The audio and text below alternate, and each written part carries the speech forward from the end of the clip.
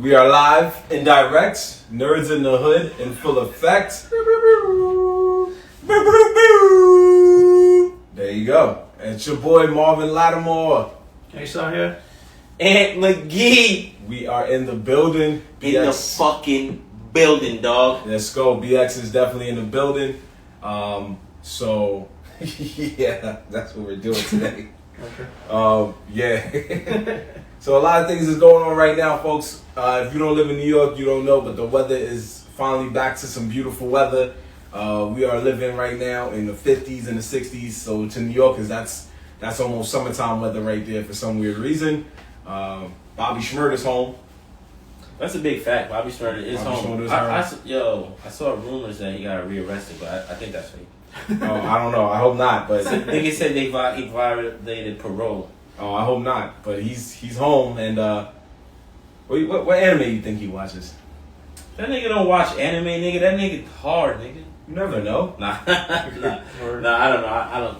Bobby Shmurda ain't watch anime, but I will say that he did make a glow in the dark chain. That should go hard. He watches anime.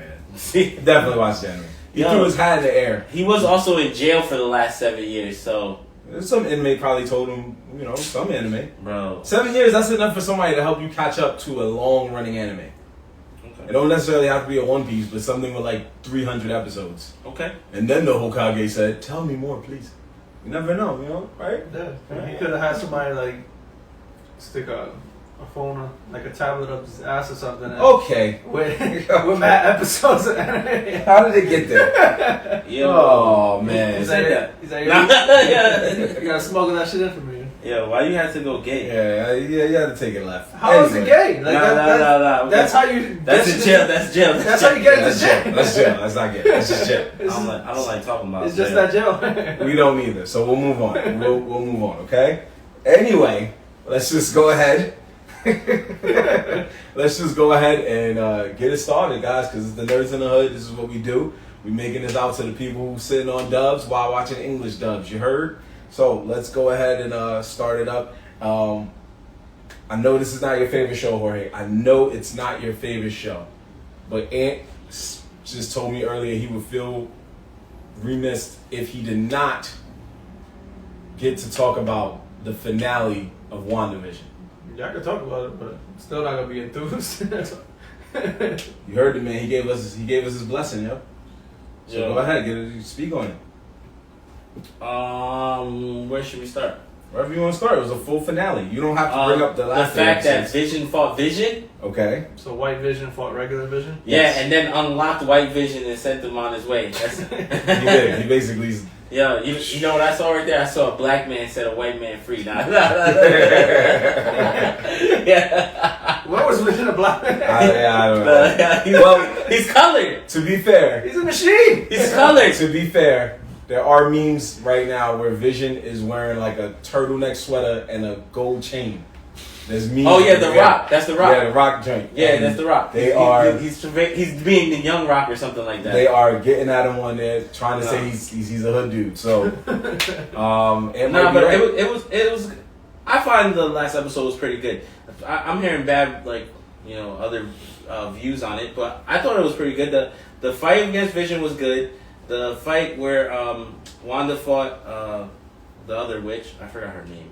Agnes. Yeah. She fought Agnes, and then she becomes the actual chaos. Gets her chaos with magic. Supposedly, she gets her crown now. Now she's the Scarlet Witch. But the cool part was that the after credits showed that she fucking has the book now, and she was doing the Doctor Strange. I don't know if y'all saw that. She has Doctor Strange's book? No, she has a book. Oh, I like his book. So she has another magic book. Okay. Yeah. So Doctor Strange, he has the Eye of Anubis or something like that. I don't remember what it's called, but I know what you're talking about. Yeah, but he has that book or whatever, and she has the Chaos Witch magic book now, Scarlet Witch magic, whatever. But it did look cool that she was using the same style magic that Doctor Strange was using. Remember, Doctor Strange became so nice because he was using that fucking whatever you call that. What do you call those like outer ghost projectile ghost things to like spirit mode. Yeah, the spirit mode thing. He was doing that, and he was meditating. She was doing it too. But now she's a bad guy, for sure. You know that, right? Like, you saw the way that the like townspeople and shit like I that. didn't see it, but continue. Remember You didn't watch it at all? You thought that last week that Bro, changed him? No. I'm still on 5, and I'm gonna stay on 5. Yeah. Yo, I thought you were at least watching it for the show's sake. No, he let you talk last week so he could fill time. Yo, stop wasting my time. I saw it coming. I was letting you watch. I was like, yo, talk on Yo, it. I thought you was fucking at least watching it for the podcast sake. Are you watching it? I finished it, yeah. Oh, alright. So what do you I'm think? the one that told you guys it was good. I mean, I was watching it expecting it to be good. It started off bad. That's what was my problem. Right. But that was the thing, because when the first episode started, you two were like not with it. And I was the one like, nah, it's not bad. You should definitely watch it. It's good. Then, as time progressed, I was like, oh, well, you know, it's still good. You started seeing it better. And Jorge was still like, I'm good. So now we're here at the end. And me and you are here. And he's never going to be here. Yo, I think that when Vision unlocked the other Vision, when he unlocked the white Vision, and then he bounced or whatever, he became the old Vision in some way. So they're gonna try to like he's gonna be a reborn. You know how they do, fucking reborn version of Vision. Yeah, because Vision could be in anywhere, and it was in the same body technically, because that's his memory and his framework is in there. But I didn't hate the ending. I felt it was cliched. It went from this super like almost acid trip to just a regular Marvel show by the end, where just it had this potential to be something game changing, and instead it was just like, oh, Game changing how though? Well, they were doing things where like they were going throughout time, paying homage, breaking the fourth wall in similar fashion, and then it was just like at the end it was like, okay, Vision's gonna have his own fight, Wanda's gonna have her own fight. What's his name? The other chick starts exhibiting her powers. The kids kind of get involved with their own little mini fight. You're talking to two guys who watch anime, and this is what happens in anime all the time. The main character gets a fight, the side main character gets a fight, the minor characters get their own little scrap montage, and then you're like, oh, okay. And then at the end, what happens? Just like in anime, she gets a new power-up. So it's cliche. But she also might end up getting her kids too, though. From another dimension. Yeah, from another dimension. Right. She's like they're trying to hint that shit is about to get a little crazy from all of that stuff. Oh, I'm ready for that. Yeah, I'm ready for that. I think that's gonna be good. I'm ready for that. I want to see that. It also, since Jorge didn't see it and you don't care that we spoil it, it sets the tone for.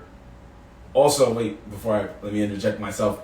If you don't want to hear this part, feel free to fast forward, because we're doing a live recording, but at the same time, we're doing this for the podcasters. Feel free to fast forward if you haven't seen WandaVision. Don't turn us off, though. Mute us, and then we'll wave to you or something when we come back on the live. But, yeah, it sets the stage for Captain Marvel 2 and Doctor Strange 2 in 2 different end credit scenes. So, what was I was drawing a blank. What was the other end credit? I know one's her studying, doing the magic. What was the other one? So the mid credit is, if I'm right. Oh, okay. So it was Monica, the black girl. She was talking with Jimmy Woo, and they were just chopping it up like, "Oh, you did good, we good, blah blah blah." And then a black female cop comes up and goes, "Hey." Yes, right. Yeah. To go to and then the space. Skrulls was like, yo, a friend wants to talk to you. And she's like, word? To Rambo. Right. So now Captain Marvel 2 will probably focus more on her and Captain Marvel like joining up and probably hashing out whatever they was hashing out. Because now this WandaVision helped bring her more into the MCU. I don't really care about Captain Marvel too much. I'm not gonna lie. I didn't pay attention to it. I didn't watch it either. Yeah, I didn't. First movie wasn't bad. Wasn't amazing, but it wasn't bad. I think it was Captain Marvel. Yeah, that's what it is. Captain Marvel. Is that what you're talking about? Or? Yeah, Captain right. Marvel. So Captain Marvel. I'm trying to remember who. Brie Larson and Samuel L. Jackson. And it was set in the 90s time period. Nope, did not watch that. Okay, no problem. That's all right. That's okay. that's one of that was part of the MCU to help build towards. I'm only looking forward Endgame. to how they're tying in Doctor Strange. Oh, well, that was the tie. Captain Marvel was the tie in the Endgame because it was showing you how she. Because remember in Infinity War when Nick Fury got blipped and then his beeper was going off and it was showing the logo. So now it was bringing her into the story and an Endgame and yada yada yada. But folks, WandaVision is cool. It was cool. Yeah, I thought it ended alright. I wasn't mad. It was a good. It was a. Okay, if you know, it might have been a little cliche, but it was a good fight. The fights were dope, and usually that's what I watch it for. So yeah, and if we were rating it, I guess you could say it got 2 out of 3 stars. That would be the best way to say it. That would be the best way to say it, you know? 2 out of 3 stars. 2 out of 3. Yeah. My shit is a weird star, though, because started off bad. Okay. I'm not going to lie. The thing that you like about the show, the time period jump, is the thing I don't like about the show. Well, I just like the fact that it was paying homage to a lot of... Because you find out later that was her in her own way saying... This is what I believe. Yeah, I know because a perfect family is. Yeah, because she was basing it off of her child. I saw that her childhood love for fucking what do you call those sitcoms and things like that. That did also make me laugh though, because when they showed her childhood again, and her father brought home the DVDs. So you see the DVD collection, and it's like Bewitched, I think, Dick Van Dyke Show, and Malcolm in the Middle. And I was sitting there like, what kind of a time jump is that? To go from Bewitched to Malcolm in the Middle. Do you know how many dope family sitcoms happen between Bewitched and Malcolm in the Middle? They have to throw a black one in there. What black one? No. I was like, no, they couldn't do that. I was like, what black show are you talking about? They don't get so much backlash for that. Nah, they could have. It just would have been weird. It would have been the weirdest but funniest episode. They should have threw Cleveland in there. No, I would have laughed if I know they don't do this show anymore because of the legal troubles this man has gotten himself into, but I think it would have been funnier if like WandaVision had like a Cosby Show episode. Chill. The Cosby Show was a great family show. It just sucks that the man did all the stuff that they could have did a Steve Urkel one. They could have did a Family Matters one. That would have been cool too. Or maybe Vision as the Fresh Prince. My favorite one was the Office one. The Office Field one, that was cool. You know what's crazy about that? They only used the Office's intro. The rest of the show is Modern Family. Yeah, that's why the house looked like that. That was the Modern Family backdrop. Was the Blackish? No. What? Why? What is with you and black comedy? He's trying to fit it in there. Yeah, why are you trying to fit black? He got me and he wrote me into it first. Like, oh yeah, Fresh Prince would have been cool. And then he jumped mad quick, like, hey, what you know? I'm like, what's going on, bro? Yeah, Black History Month. What, you want Wanda to be more? You should run us over. Yeah, bro. We've been over for like 2 weeks, bro. Come on, yo. Anyway, like women's appreciation. Yeah, on Women's History Month. Women's History Month. Women's History Month. It was International Women's Day earlier in the week. Shout out to all the women that we hope are watching the show right now. Amazing people. Amazing people. Amazing women in the world in general. Yeah, shout out to them. All the fictional women that we've seen on TV, including Wanda herself, and Agnes, and all of them. But yeah, word. Shout out to all of them. Y'all are doing y'all thing. We love y'all, because we got mothers and sisters and cousins and all types of stuff. And I was waiting for you to say brother so I could laugh. I say, are we talking about women? Shout out to my brothers. My brothers who want to be sisters. Well, you know, we are in the hood, and you know. All right, let me not say want to be. Who are sisters? You know, we are in the hood, so you know, most of the time we always hear at least one dude call a woman bro, which is hilarious. So I guess you can shout out to the bros too.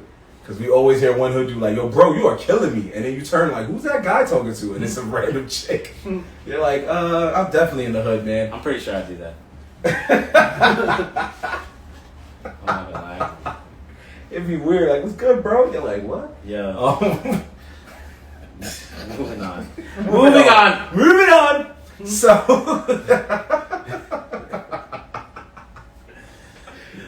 let's get right into, let's keep going. Yo, shout out to Tom and Jerry, the movie, man. Tom and Jerry, the movie, has been doing spectacular things for the hood in the past 2 weeks. Yo, if you're a real hood nigga like me, you probably ain't watch it yet, but continue. And that's what sucks. So, it was in the theaters It was the #1 movie in America in the What theaters. theaters? Where's their theaters? There's theaters that are open. Our theaters open. Yeah, New York, I think, just started opening their theaters. Nah, it's coming up. But in other parts of the country, there's places where theaters are open to the public. So it's the #1 movie in America. It did its thing.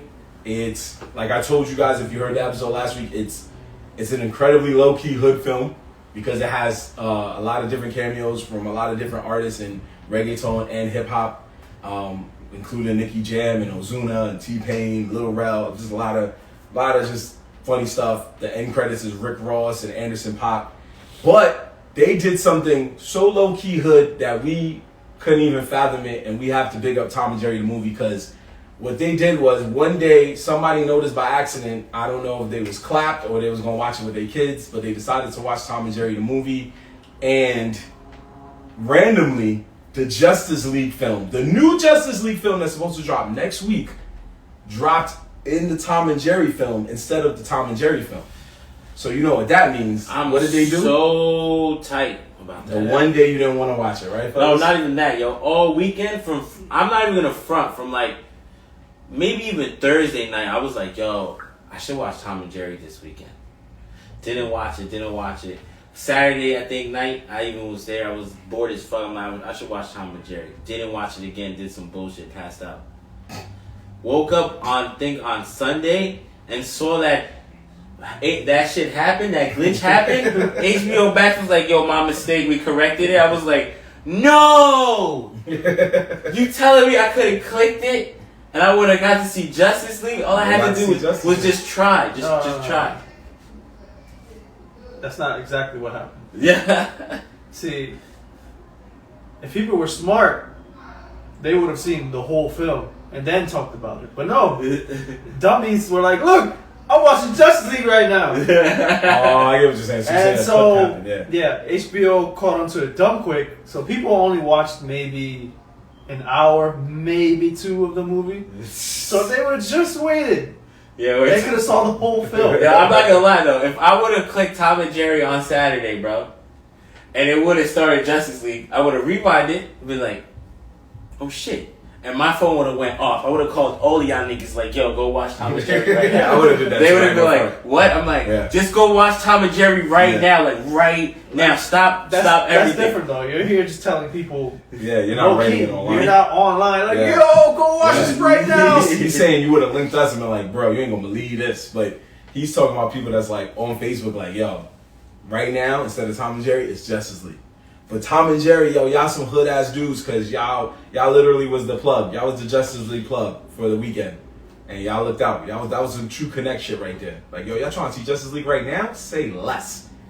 Don't even talk about it. So shout out to Tom and Jerry because that was wild. Yeah. I hope they do that for some other kids. Somebody got fired. Somebody lost their job. But you know what? What if somebody got fired and did it because they got fired on some real petty moves? That's a gangster. That's a gangster. That's like a nigga walking out at Walmart like, yo, all due respect, sir, suck my dick. Like, yo, ain't nobody watching this film. I'm just gonna throw it right here. Fuck y'all. I mean, that was wild. I thought that was really, really wild. And that was one of the biggest films of the weekend. Tom and Jerry and the Justice League. Yeah, for sure. That was definitely one of the biggest films of the weekend. I couldn't... I'm just mad that I didn't get to fucking be a part of that amazing moment. Because I'm looking forward to Justice League, so... Oh, it's almost here. A few more weeks. I know. I haven't watched Tom and Jerry yet. Unfortunately, I haven't even watched the Messiah one either. You only got like 4 days for that one. I think I'll be going by the weekend. I'll be alright. That was a good movie, man. It won awards and all types of stuff. Speaking of which, shout out to Daniel Kaluuya. What awards is there out there? Where's these things happening in the COVID world? I'm confused as fuck. Well, they still do the Golden Globes. They're still trying. Everybody's trying to live life normally, but because of COVID, we gotta just find ways around it. So they did the Golden Globes, but I think they did it in a more controlled environment. Like people still kind of went to the event, but it wasn't a lot of people. Yeah. So, and if you didn't want to go, but you still want to accept your award, you did it through Zoom and stuff like that. So Daniel Kaluuya won for Best Supporting Actor for Judas and the Black Messiah, so that's a big look. A lot of other people won too, but I had to shout him out. And Jason Sudeikis for Ted Lasso.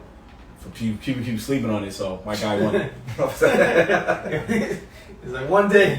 Everyone will stop. Yeah, everybody's going to know. Shout out to my brother JR, because he came up to me and was like, he saw it and it was fire. So cats know. That's a show gets in your feels right here.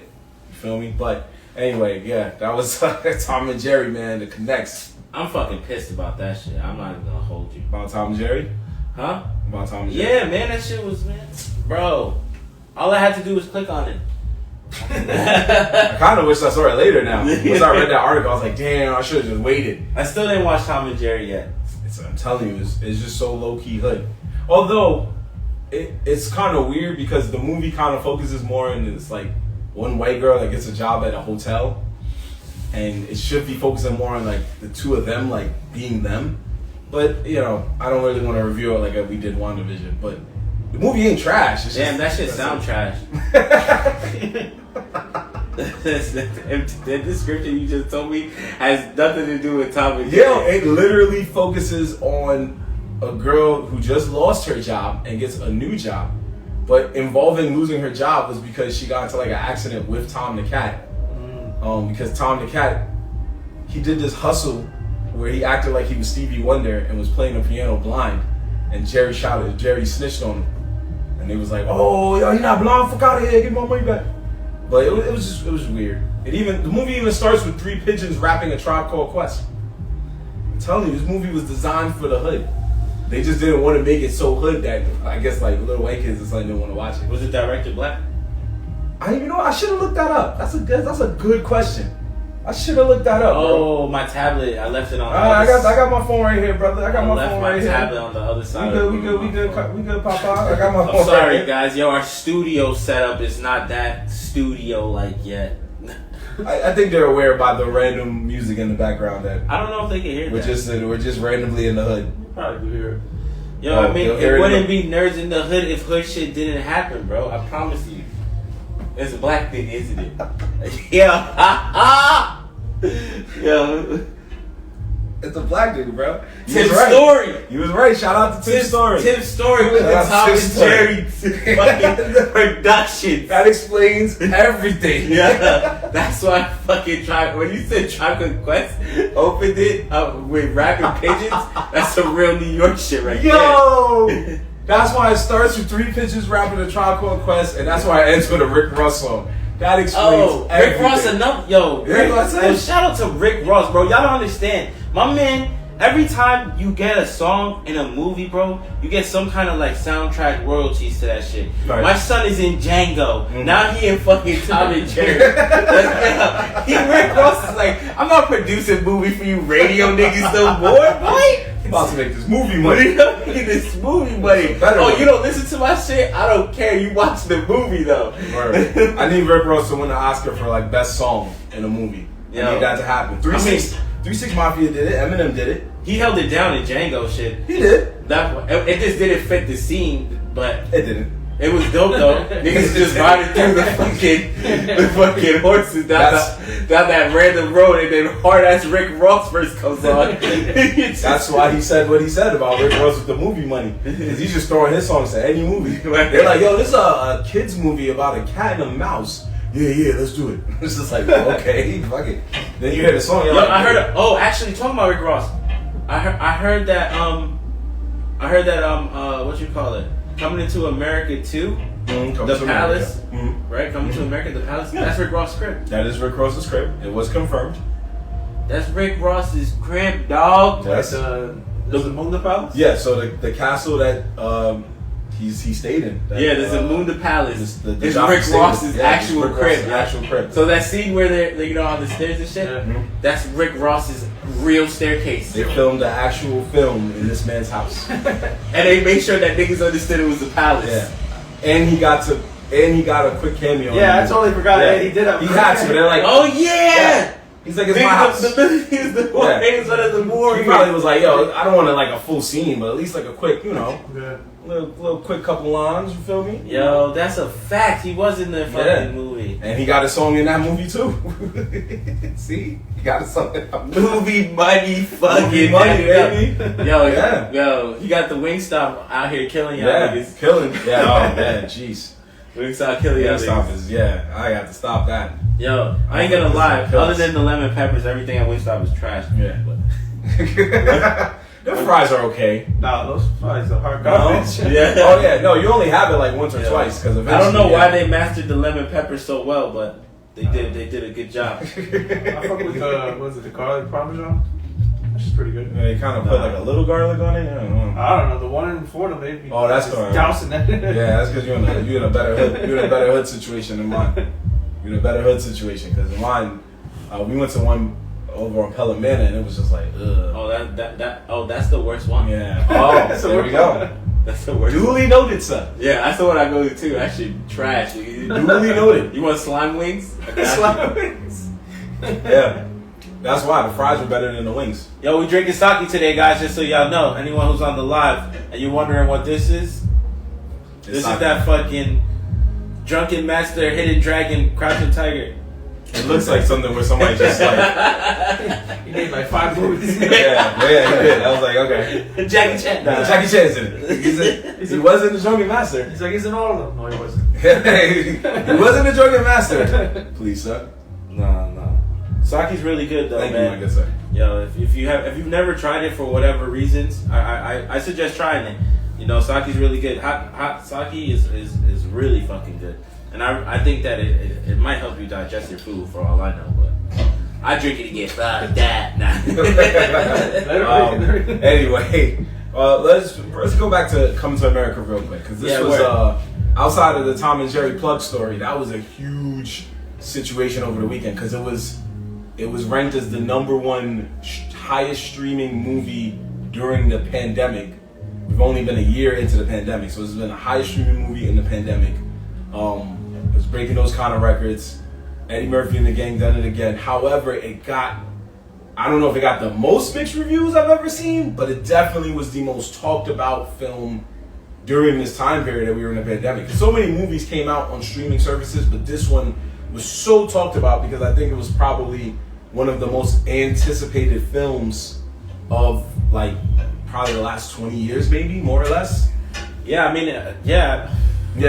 I can see why, because Coming to America was hands down a classic comedy movie that almost everybody watched from Eddie Murphy's line, and just in general for comedy movies from that time period. You know what I'm saying? So. Yeah, so it had the fan base and the traction already there. It was just a waiting game, in a sense. And there's a lot of fucking movies like that. Well, that waiting game was too long. Yo, Marvel vs. Capcom, they do the same. So. All right, but that's completely different. Those characters are timeless. Yeah. Yo, so you want Wild West and then Wild Wild West 2? I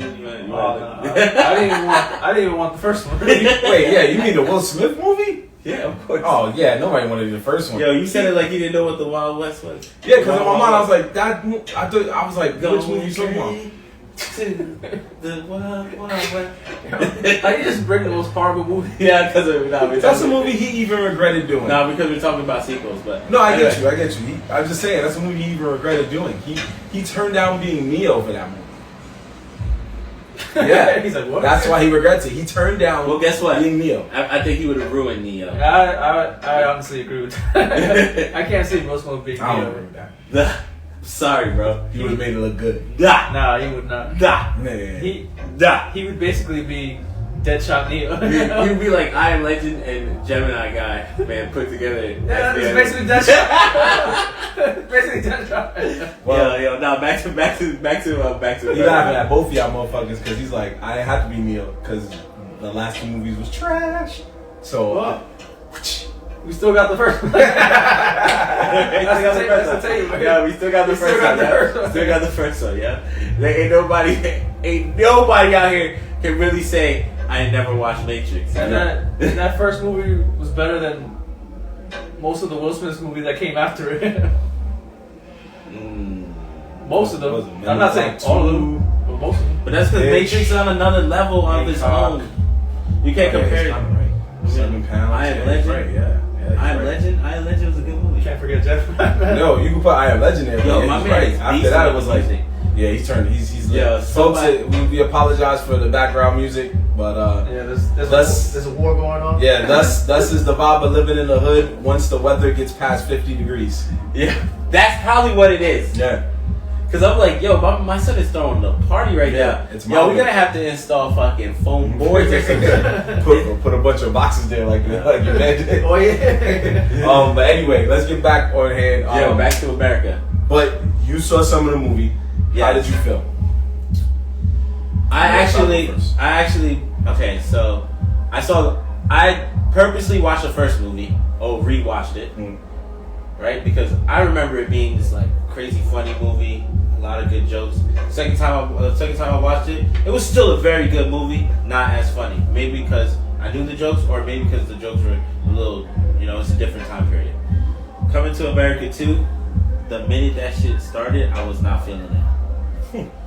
I didn't get to finish it yet, but I'm not really feeling it like that. Like, I'm a good portion of more than halfway through the movie, and I'm just like, damn, like it's not even close to as funny, not even close. But there was other things that made it kind of funny, like Wesley Snipes, you know what I'm saying? But I feel like they're a little cheesy with the African stuff. Like some of the stuff that they say is like a little cheesy. I'm just like, nah, they're going real hard. But it's an overall okay movie. That so far is an okay movie. I'll tell you if it's garbage at the end. Wait for the second part review. The second part. Hey, Sean, what about you, brother? I didn't think the movie was terrible. I just felt the movie was way past its prime. Like, seeing all these people just super ancient, it just felt like a turnoff. Like, everybody felt like they just wanted to collect their paycheck and go. Like, everybody just seemed like they were already dead, kind of. And go ahead. And yeah, that was like my big takeaway from the movie. I just kept watching it and seeing all these people just not have any life in these characters anymore. Like, at least in the first one, everybody was just live and lively, and they were believable characters. And then coming back to it, they were just like, yeah, we still here. And yeah, I get it, that's kind of the point of the movie, but there was some funny parts, like the fact that they knew his dad was about to die, and they set up his death like for that day.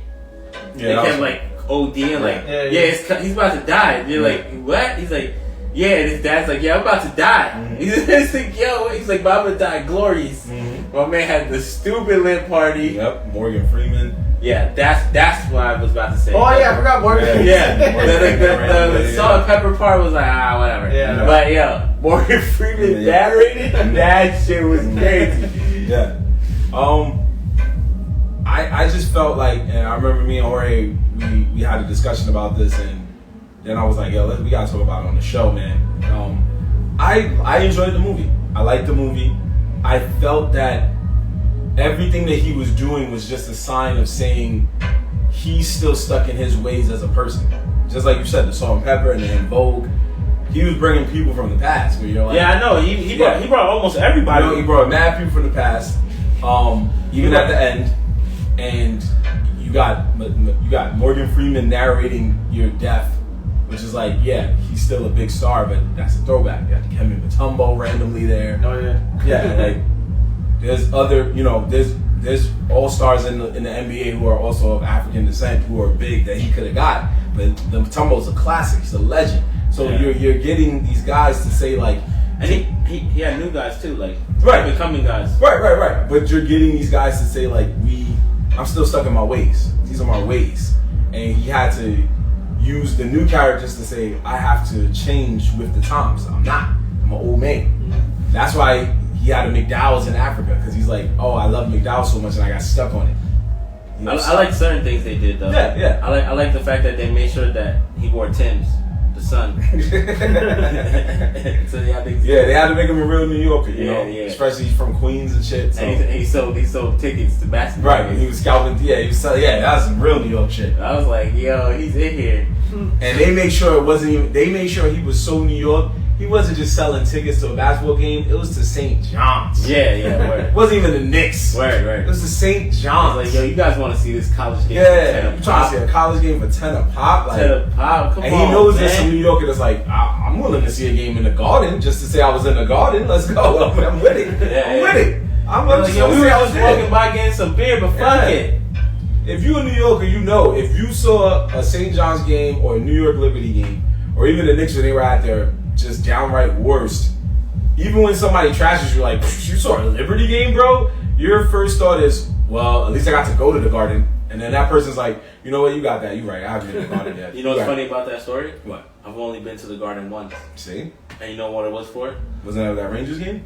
Oh, actually, I've been to the Garden. He's like, no. I was like, did you just... That's a lie. My boy Jeremy took me to the Rangers game. Just go? My fault. No, I didn't go. That was John that went. But right. But he did take me last season or season before. Okay. But before that, multiple years ago, my boy Young Dev.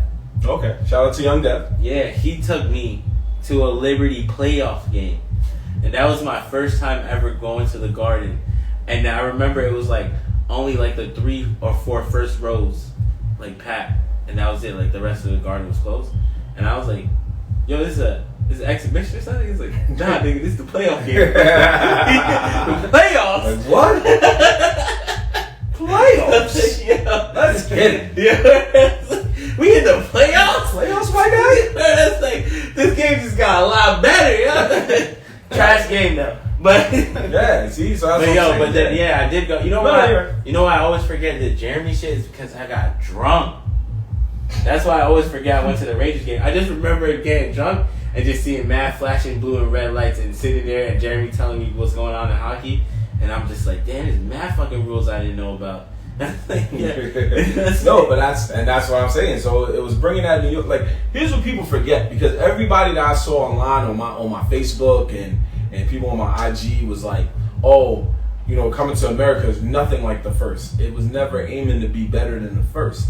And then people were like, oh, you know, Coming to America is this classic. It's a cult classic. And one thing we know about cult classics is that it's a classic for its time. That's what it is. But a cult classic is more like it had an underground following, because in theaters it didn't do so well. So movies like that, or Scott Pilgrim versus the World, Clerks, maybe not so much Scott Pilgrim, but Clerks. I was about to say that shit. It's a low key cult film, but Clerks. But it did good in the movie. But like a good example is Clerks. Like I've never seen Clerks. Or Clerks is. Blade Runner. Or Blade Runner. Both of them? Yeah. Oh, Blade Runner. Second one not yet, but eventually it will be. Well, Blade Runner, I like. Yeah, Blade Runner is a very good film. But when theaters, it bombed. It bombed. Yeah. Oh, yeah? Clerks bombed. Oh, wow. Like, those movies got bad critical reception. I never saw Clerks, so I don't know. Clerks is a genius film. It's a genius film. When people see Kevin Smith, some of them go back to that film and be like, this was like some of your best work. But in the theaters, he didn't get the love he deserved to get. But he made a sequel. The sequel, compared to the first one, wasn't that good. But, you know. And that's what happens. Because you think like, dang, the first one you made was so genius. But now the person's like, well, I made this movie because y'all motherfuckers just kept telling me to make a sequel. So Eddie Murphy made a sequel and it was straight. But the thing was, there was a span where a lot of Eddie Murphy's best movies were his most critically just like worst movies. Like, to the critics. Dr. Dolittle? Nah, not Dr. Dolittle. That actually got a lot of love. Because that was when he went to his family film vibe, and that was helping him out. So what were we talking about? Oh, you talking about his So it was Coming to America. Like, classic. Yeah, Coming to America. Harlem Nights. What's the one where he's a cop? Vampire in Brooklyn. Beverly Hills Cop. That's something different. That was what helped make him a star. Like, once he got all the white folks on his side and stuff. I swear it's because the white folks joined the show. Well, that's usually how it happens. Let's be real. I know. 48 Hours. Those were his like ones where the white people was like, I'm gonna watch that. Yeah, Beverly Hills Cop. And then Trading Places. But then once you got to Coming to America, like I said, Harlem Nights, Vampire in Brooklyn, Boomerang. Those were some of his best films. Oh my, yo. Those are some of his best films, but the critics were like, "This is trash." He's back now. Vampire Brooklyn is trash. It's not. You see? It's only not trash because of the wire skills of this nigga flying around. That's the best. Yo, when he fucking turns into the vampire and he's on the top and he just like floats away with his arms up looking like Jesus, that's the best scene, bro. I swear to everything. It's a vampire in Brooklyn. What do you want him to be, bro? Yeah, well, it was the 90s. It was the early 90s. It's a trash movie. What did you want his family? What wire skills did you want him to have? What do you want? That's Twilight, that's what makes it funny. That's what stop cars with hand. The cheesiest parts. That's what makes it funny to me. That's it. What made the movie funny was him and John Witherspoon and Kadeem Harding. Like all of them, it was an all-star cast. His servant. And that was Kadeem Harding. Yeah, his servant. They all made it funny. I'm telling you, those. Chris Rock? No. Like, what? He's not in there. I'm throwing randomly in there. I'm throwing a random black guy in there. There you go. But those were his random. Those were the ones that the critics panned. But all, I guess, if you want to say black folks, but just fans in general were like, these were some of his best movies. People love Harlem Nights. Harlem Nights got shitted on in the theaters. So people got to remember that Coming to America was not this big over-the-top movie when it first came out. It got little to no love, and then eventually over time, people was like, yo, I remember all these parts. But you also got to remember, Coming to America was mainly just a dude that showed up to Queens, and he was of royalty, and he was just looking for a white to settle down with. Low key, you think African people think it's racist? Because I be watching it like, this could be on borderline racist. I'm not going to say there's no African person that thinks that, but I haven't met one that does. Because I'm like, yo, he be doing the accent. But he's trying to show the heritage part of it. He's like official to that. Yeah. Like, there's really tribes and princes and and that part of it he's not making fun of. He's not doing anything. But what do you think would make a person feel it's racist? His accent. Just the accent? I've never felt he did anything offensive in movies. If it's just the accent, then no. Sometimes when I'll be watching it, I'm like, damn, this feels like a little like borderline racist, or like it could be seen that way. Well, you could probably if you're making that argument, you could say the same thing about Chadwick Boseman. Yeah, that's true too. It's 2021, man. It's canceled. What is it called? Cancel culture. But I get what he's saying. He's saying that when When Chadwick Boseman got rest his soul, when he played T'Challa, he's doing an accent. He's a kid from America. Yeah. You could be like, this is racist. Oh my God. Michael B. Jordan wasn't being African. At all. True. And Michael B. Jordan's father in the movie is also an African American actor. He had an accent. See what I'm saying? Forrest Whitaker. Angela Bassett. Mm-hmm. Yeah, but those guys are not acting though. Well, they're not. What do you think they're doing? Black Panther, my brother. Oh, Black Panther. Yeah. What movie was you talking about? Oh, I'm thinking of something else. No, I thought you were just thinking of random actors that did African voices. No, they were. I don't know. They were the ones in that film. It's Black Panther. You're not acting. They were in that film with the accent, even though they clowned Forrest Whitaker's accent, but still, I don't think that's racist. I get what you're saying. I don't think that's racist. But if Eddie Murphy had a shitty accent, I'm pretty sure the internet would have had a field day like, this is a racist film. Here's the accent. But because he did it before, the accent's there, and Arsenio had a decent accent, Leslie had a decent accent. Like if he did the stereotypical if he did like tongue clicks and stuff, then they would have went after him. That was racist. Right. Exactly. That's what I'm saying. That's stereotyping. That's exactly what. When you see it, like Africans being represented, you always see some type of form of that. Right. I mean, a little more authenticity would have been cool. Like, but those scenes didn't really come up. Because there's one thing that I've seen Africans do that always makes me laugh. When there's something they don't like, or if there's a price that they think is too high, they always let out a yell. So if somebody says like, "Oh, how much is an iPhone?" and you go, "Oh, an iPhone is $1,000." They go, "Hey!" I think that shit is hilarious. That's what he did that in the movie a couple of times. That shit is funny to me when they be like, "Hey!" I mean, it is funny though. I'm not gonna lie, because I do work with when they do that shit. Coming from New York, you legit get to see all cultures. All cultures. That's right. So that's a fact. Yeah. And I mean, if anybody would think anything was racist about the movie, maybe it's when he plays the old Jewish man, maybe. Somebody could make a big deal about that. That is true. Surprisingly. If they wanted to. They didn't come after him. But they didn't come after him for 30 years. They roasted that. I'm talking about that. Yeah, they roasted the homie that tried to say that African joke at the barbershop. Yeah. Like, how you about to go, He's like, what's that show? Come on, he's to whoop your ass. Get the fuck out of here. Get the fuck out of here. See, so it could go either way. I just think people, especially with movies, man, you gotta. Granted, every movie gets a chance, and there's some points where you go, okay, I gave it a chance, I'm done. But this was a different type of vibe. It was an enjoyable film. Again, for me, with black films, it wasn't stereotypical. It has stereotypical moments, but it wasn't stereotypical to the point where you go, oh my God. And there was nobody getting killed. The N-word wasn't dropped like that. It was that good, positive black kind of vibe. You gotta find the positive vibes for that film in order to say, you know what, I'll rock with this film. I'm okay with it. But I didn't feel it was trash. I did not. If you feel it was trash, I ain't gonna be mad at y'all people. But it's dead a Captain America Civil War level of like people who hate this film and people who love this film. Mm-hmm. There's people who really feel like this film did a disservice to the original, and there's people who feel like this film just was like just good. It didn't have to be better than the first. It just had to be good. I mean, but people felt that way. Remember, people felt that way about the Borat sequel.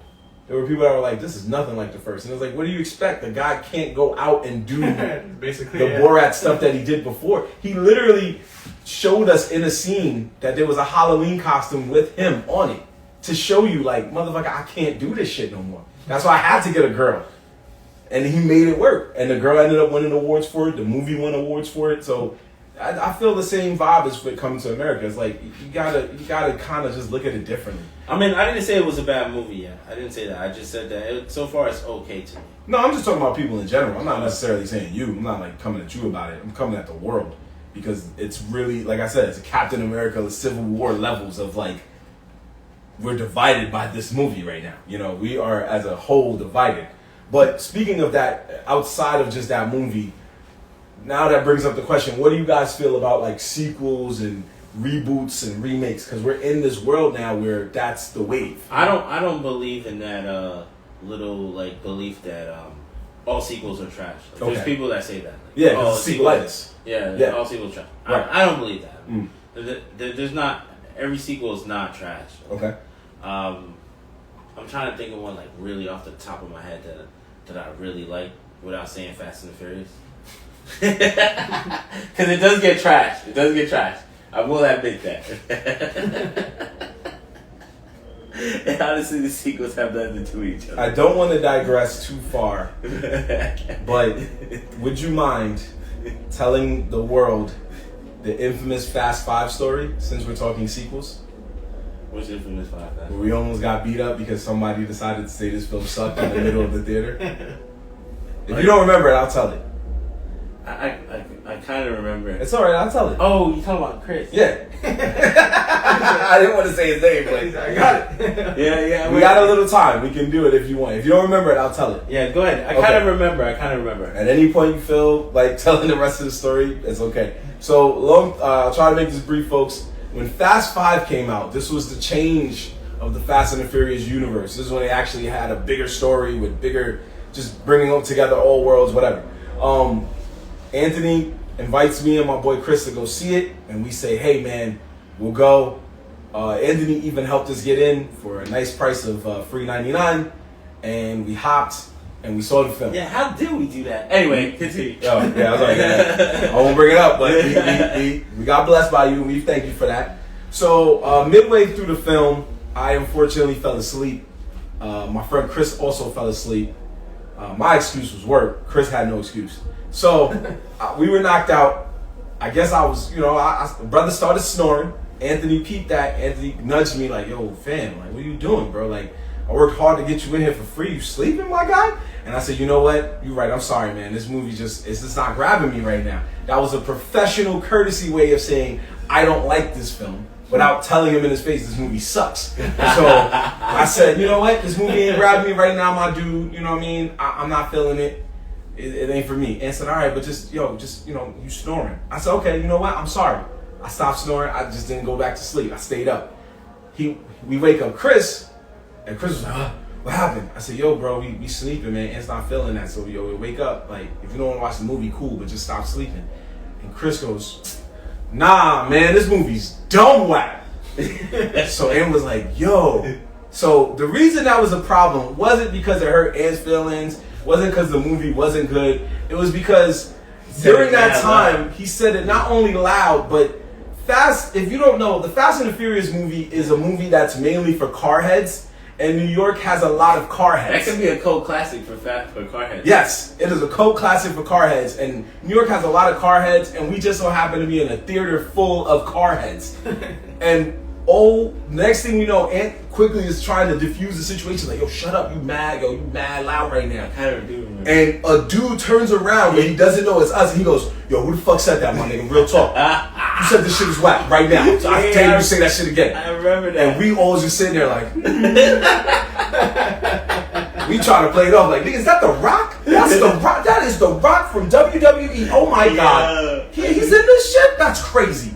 And we was just sitting there, and the guy, I guess because he didn't solve the mystery, he turned back around and it's like, yo, don't talk for the rest of the movie. Real talk, bro. Don't say a word for the rest of the movie. It was the greatest. It made me rewatch the movie. Every time I watch the movie, I have PTSD about that. I'm just like, yo, we almost got beat up by a bunch of car heads. We would have walked outside to a bunch of dudes with souped up Civics, like, yo, so who said that was you? That was you? It's just souped up Civics. Like, what's up? And you know, it's crazy because then he did it again with The Dark Knight.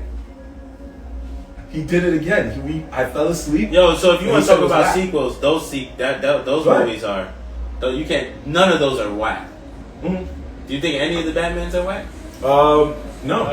But which Batman sequels are you thinking of? Because you know it's a lot. I'm talking about that one, the one The Dark Knight. That one specifically. Yeah, that Christian Bale's Batman. Yeah, Christian Bale. If we fighting, bro. Yeah, if we were ranking like the best sequels. That's definitely up. First movie was him. Okay. Fire. Uh-huh. Second movie was the Joker. Uh-huh.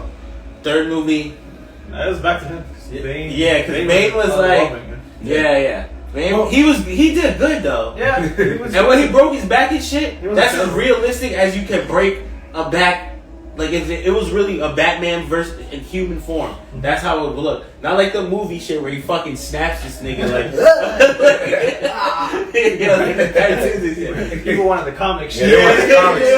They wanted it to be. They wanted that. It's mad veins. Yeah. But in real facts, like that's the best you can get. Yeah. And they did a lot of shit. Like I actually just rewatched like some parts of that. The opening scene, Bane fucking doing that plane shit, that shit was intense, nigga. Yeah. That shit was mad intense. And the fact that all of that's just practical effects is amazing. Just seeing that plane just get ripped in half. Yeah, word. That was all real. Yeah, word. That shit was all real, bro. Them hanging off out of a thing was, they weren't hanging in the sky, but they were hanging out somewhere. Yeah. On their real plane and shit. Like, they were really doing that shit. You know, that's very interesting that you bring that up, because Batman Begins is technically, I guess, a reboot.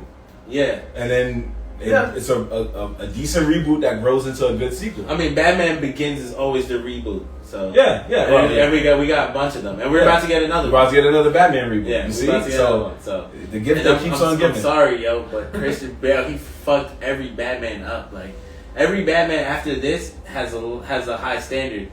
So it's really bad. Definitely big shoes to fill. Yeah. Right. Yeah. I know this next one is fucking Edward Collins and shit, fucking from Twilight, but Edward Collins gave him a new last name. His name is not Edward. Yes, it is. Oh, you're thinking of the Twilight character. Yeah, that's his name. That's the Twilight character's name. And I was like, I'm so dumbfounded. I forgot his name. Yeah, I was like, bro. I don't know his real name either. I know that's his. Patterson. That's the Twilight character's name. Yeah. Yo, that's what will forever be remembered for. You're not wrong. You're not wrong. But that man hates that name. Yeah, I'm pretty sure he's probably at the crib like, stop calling me that, bro. Don't talk, B. Y'all wild. Yo, go fucking play baseball. Man, go do something. Woods, yo. But I just think like we're in this world now where everything is either reimagined, rebooted, or remade. And at first I wasn't with it. I was like, I'd rather an original piece, a movie or a TV show. But then as time progressed, I was like, they're kind of being clever with it at times. Like for like a reimagining, for example, they can be like, okay, we're doing this where the main character is now black or Latino, or it's a woman. So it's giving more equal opportunities to different genders or different races, and that's pretty cool because now we grew up watching, you know, some movies, but now our kids can grow up watching the movie, and if we have you have a daughter, she can see herself in that light now. You know what I mean? I understand that part. That part. It does work, but not to how people expect. Okay. Like, let me see. Let's say Ghostbusters, for example. Okay. Oh wow, yeah. Ghostbusters, the original, is a classic. Right. And then trying to create all-female versions of it. Smart on paper. It's smart on paper, basically. But yeah, once you put it into actual, it was boring. It was just like that was kind of a bust. It was. It wasn't kind of. It was a bust. It was boring. It just didn't work. Those type of movies, I feel like the only reason we even get any nostalgia from it, euphoria from it, is because the original one was so good. That's what we look for, and that's what happened with Coming to America. Because if you were to release it the other way around, we probably would. The girl version would have probably flopped for whatever reason. It probably would have did a little better because there was no Ghostbusters to begin with, so they would have had a little more of room to shine. As opposed to we're going off of what Bill Murray and Dan Aykroyd and them did, and we didn't get it. You know what I mean? We got something different that wasn't hitting. What's another sequel? Well, there's so many. Didn't say one yet. I said I don't know. I guess I could consider this a sequel. The Harley Quinn movie. It's not technically a sequel, but it's just like Birds of a Prey. It's more of a spin-off. Yeah, more of a Suicide Squad. Yeah. Birds of a Prey or Harley? Yeah, Birds of Prey. Birds of Prey. It's a spin-off to Suicide Squad. It's not really a sequel. It's just trying too hard for this girl power message, and it's like, yeah, that's cool, but that's not why we're coming to see the movie. That Joker is the Snyder Justice League Joker. Yeah, it's all the same Joker. Yeah, he's getting thrown in there somehow now. Yeah, he gets his little time to shine. Yeah, I mean, there's a lot of people are pretty hyped for him. I think he was he was an okay Joker. Who was the last one? Jared Leto. Oh yeah. He was okay. He was okay. He was okay. Yeah. He just tried to make it bigger than what he went.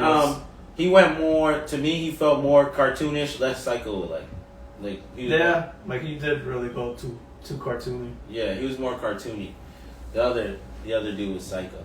Yeah, the Joaquin Phoenix was that because that movie was Joaquin Phoenix and the one before him. Heath Ledger, yeah. Yeah, R.P. to him, bro. Yeah. He sold that shit so I always said that he went so hard for that role and sold it so well that I really feel that he became the Joker. He mentally was the Joker inside. He started and he couldn't snap out of it. And that's why all that other shit started happening to him, the drugs, and then eventually committed suicide. Because maybe he was becoming the Joker. He was about to get the real life Joker, bro. I don't think all that was going to happen. That's too much. I don't think all that was going to happen. But I will say he did do a better job than what was probably expected. Because when the movie was first announced, everybody was like, "Him, this Joker is gonna be trash." No, when the hood found out, they was like, "The Brokeback Mountain guy, hey, yo, this movie about to." That is a fact. That was Brokeback Mountain guy. Yeah, but he made up for it. He blew up a hospital. He said, "Yo, ain't no more savagery than fucking blowing up a whole hospital." Bro. I just thought, he was that good because that was the same year Tropic Thunder came out and Pineapple Express. Oh, those are some hitters. And those are some hitters. And I love Tropic. When he won the Oscar, he beat both Robert Downey Jr. for playing that character he played, and he beat James Franco for that character. And both of those were two, from the movie, those were two great characters. Yeah. I couldn't even tell you which one I like more right now, Pineapple Express or Tropic Thunder. It was downhill. Because Pineapple Express is like my Bible. But Tropic Thunder lately has got a warm spot in my heart just because it's because of that part. One of my boys made me put me onto a part that I never paid attention to. And what's that? And it was the part where they're in the jungle, right? Okay. And Robert Downey Jr. is like, talking to the booty sweat nigga, and he's like, "Yo, so I know there's gotta be someone back home waiting for you." Oh, yeah. And then he's like, "Yeah, Lance." And he's like, "Well, Lance." He's like, "Wait a minute.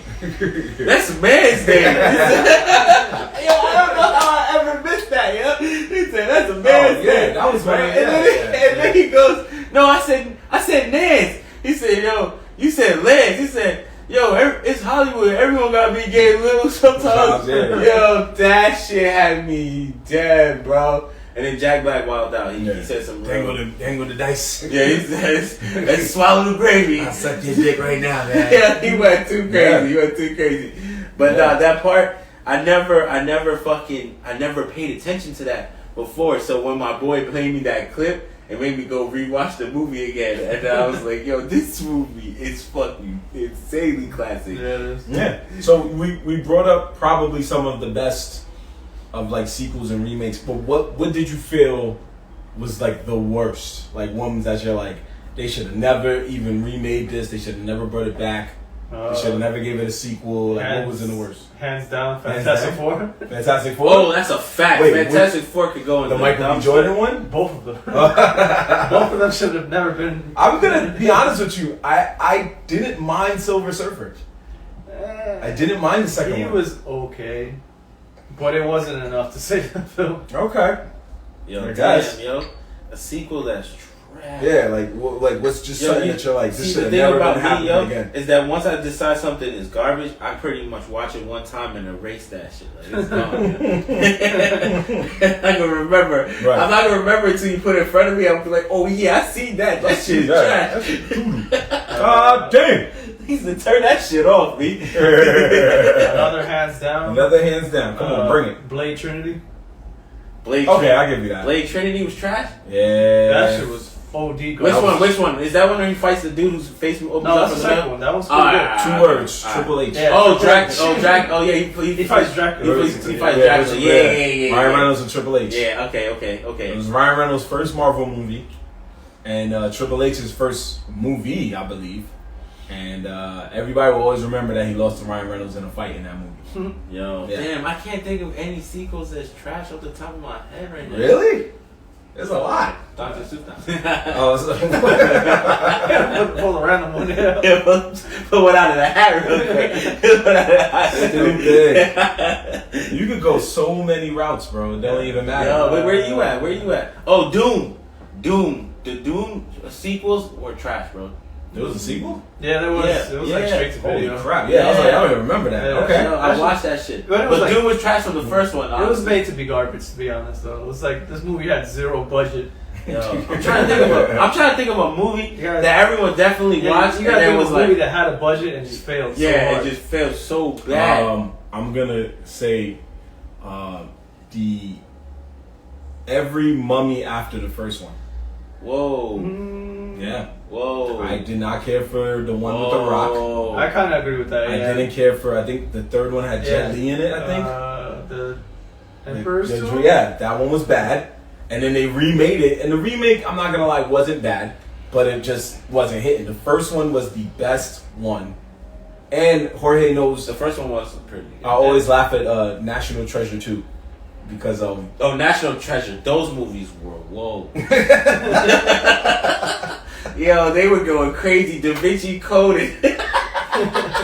Yeah, real talk with that one. Yeah, they were going ham. And I told Jorge, I was like, it's always funny because both of them are always like, they find something like mad life changing and just groundbreaking, and they go, "This was the tomb that such and such." I love how it's always behind. Whoa! Watch the gun. No. My fault. Go ahead. That shit falls right down. It's thousands pieces. Episode over. Yeah, but no. Yeah, go ahead.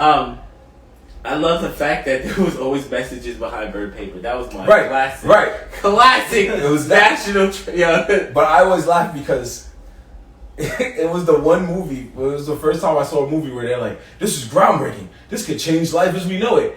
And then the henchmen pull up. They don't even fight. They just go, "So you gonna give that paper up?" Fuck, man. Damn. I'm like, why don't they have burners by this time? You would think by the second movie, like, nah, get out of here. I know exactly exactly which one you talking about. When they went against the Texas dude. Yeah. It's about it. He just kept all these niggas had burners. I was about to say, Indy never had a burner, but in reality, he did have a burner. At least one. He got at least one that can hold him back for like a couple minutes. Right. At least saved them 5 minutes. Like, I could get away. These dudes had no burners. They always just rolled up like nothing was gonna happen. And then my dad saw it and he goes, yo, that's just because this is the truest movie about white people ever. They're like, yo, nothing's gonna happen. We'll be fine.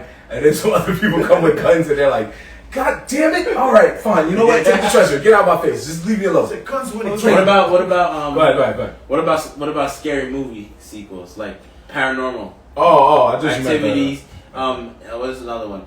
Insidious. You mean like just his own genre? You're saying, like, yeah, those movies, and then they made a second one to it usually. Okay, I'm getting Blair Witch. They have Blair Witch 1, and then they have Blair Witch 2. Yeah, and I heard it was caca. All the Saws. Come on, Saw.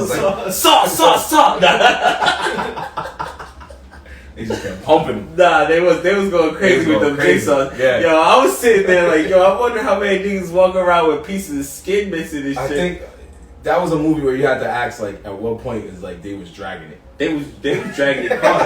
Yo, it went from like the main dude to like his pupil to like the cop back to the pupil to the main dude, some shit like that. Yeah. It went crazy. That shit had crashed, burned, went to ashes, and then reignited. I think they're supposed to be making another one. Yeah. I think it's about Jigsaw or something like that. Because I saw a trailer and it had Chris Rock in it. Yeah. I don't remember what that was called. They're supposed to be making another one. They can't be serious. No, they're serious, my guy. Dead ass. They're dead ass. What other ones we got? Alright, I'll give you a... No, I just wanted the worst. We don't gotta go too far on that. Last one. That's fine. Double feature. Okay. Double feature. Yeah, this one too, Jorge. Kick-Ass 2. Kingsman 2. Hey. Whoa. In the words of my Africans, hey! You thought Kingsman 2 was good? I'll give you Kingsman. No, I'll give you Kingsman. Kingsman, the first one was good. Kingsman 2. It's not good. Kingsman, great. Kingsman 2, not good. Hot garbage. I hope this prequel. Kick-Ass 1, great. Kick-Ass 2, nah, bro. I don't know, man. If you want, because we like you, man, you can try again. What?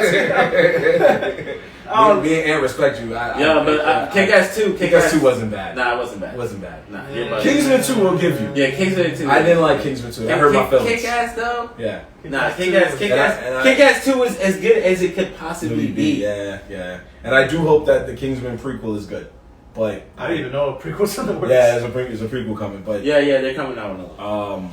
Yeah, Papa. I don't. I can't give you Kingsman. Yeah. I can't give you. You said double feature, so we'll let you replace it real quick. I don't know what movie y'all were watching. But I stick to my choice. We just told you a movie. You should have said Tomb Raider.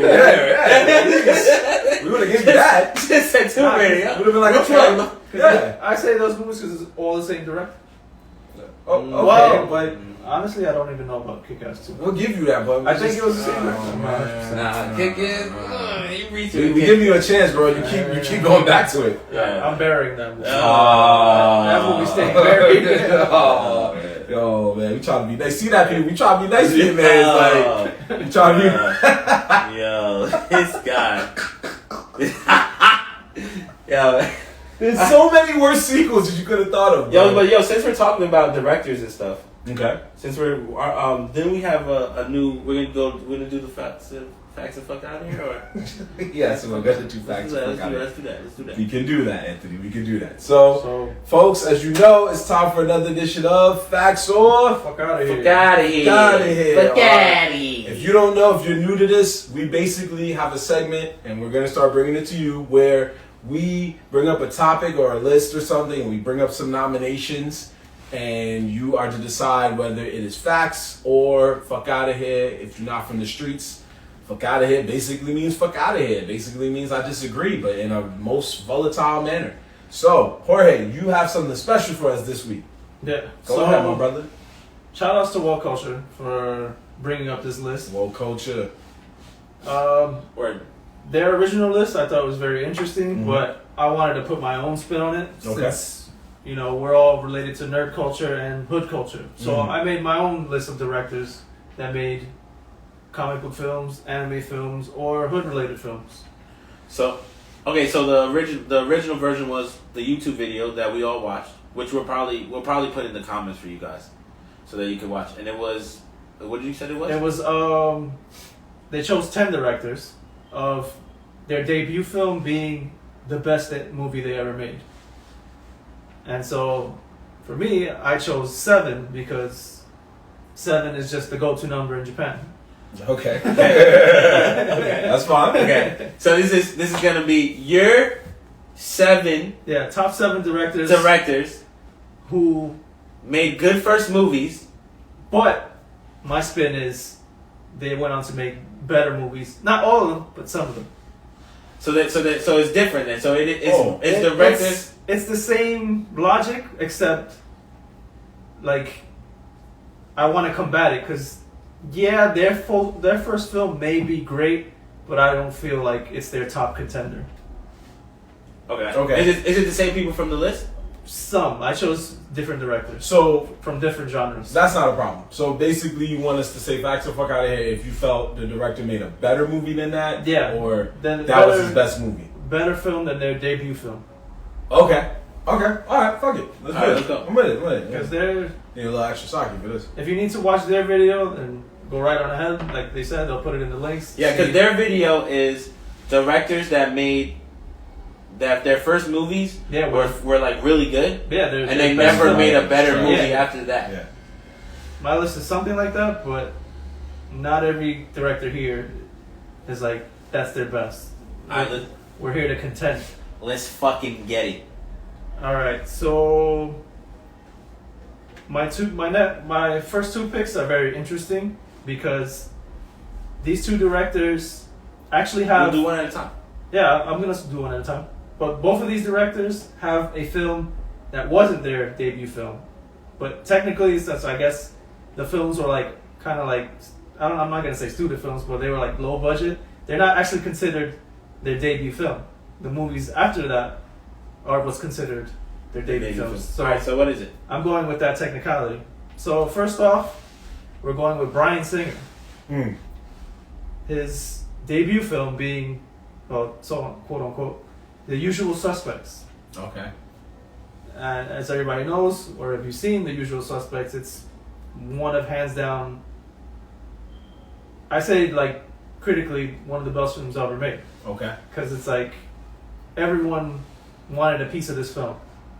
Like even Jay-Z tried to make a video like spoofing this movie of the love of the review of Kaiser Sose. And like that's what everybody was going with. Like, oh man, Kaiser Sose, could you believe that shit? It was this guy all along? And so I don't think I've ever seen this movie, The Usual Suspects. Well, do your homework now. This is one of the greatest films. Let's go ahead. Go ahead. So, I feel as legendary as this film is, I want to say, fuck out of here. Okay. But it wasn't his best film. To me, in my opinion, yeah, it's not his best film. It is a very great film, hands down. But for me, he's made other classics. Which would be?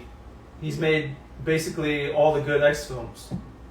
He's made X-Men, X2, Days of Future Past, and another contender, I never watched it yet, but I'll eventually get to it, Bohemian Rhapsody. So I definitely, I agree with you too now on that. The fuck out of here. Yeah, it's like, The Usual Suspects is top tier, but I just don't feel like that's his best film. Usual Suspects is critically acclaimed.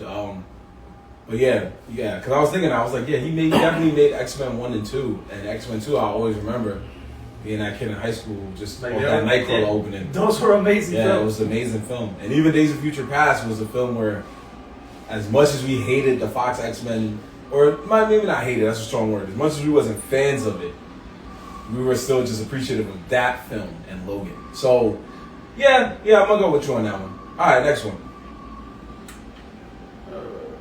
Just fun fact. This is the man who directed Superman Returns. Ooh. Bullet to the eye. This guy? Yeah, bullet to the eye. This next guy? No, Bryan Singer. Bryan Singer. Yeah. So, he does have some flops. And that was a legendary flop. He was on the list? On their list? Yeah, he was on the list, I believe. Wow. Go ahead, bro. Next one. So they lied on that one. They would fuck out. That's a fuck out of here for real. Yeah. He definitely made better movies than his first one. Alright, so it's like, That's how they wrote it. You know, who are we to contend? But we are going to contend it anyway. Yeah, Exactly. that's the whole point of the show. So another legendary director, Christopher Nolan. His debut film being Memento. Yep. So fuck out of here. Automatic. Yeah. Inception, bro. I can't argue that. Yeah, Inception. Oh yeah, hell yeah. Dark Knight. The Dark Knight. Yeah, Come on, what? But that's a hard one. The Dark Knight or Inception. Either way, they were better films than Memento. If I had to choose which one was better, right off rip, Inception, and not because I don't like the Dark Knight. It's just that Inception is such a mind fuck that. Yeah, like I have to go with Inception too, hands down. Yeah, Inception was a movie that literally I kept watching over and over, and understanding more about the movie. Yeah. So I was like, yo, this is a fucking good ass movie, and it was. Besides the actors, the way it was created and made was dope. Like all the the fight scenes, all the house. I mean, when the city however they did the visuals where the city was fucked up and coming to the side, the way they were jumping from one story to the next story, it all fucking made sense. That shit was intense. I still haven't watched the other shit that's supposed to be like it. Tenet. Oh, Tenet. Yeah. Tenet's not really like Inception, but it's a pretty good film. It's just not on its level though. Get on my level. All right, another legend on this list, John Singleton.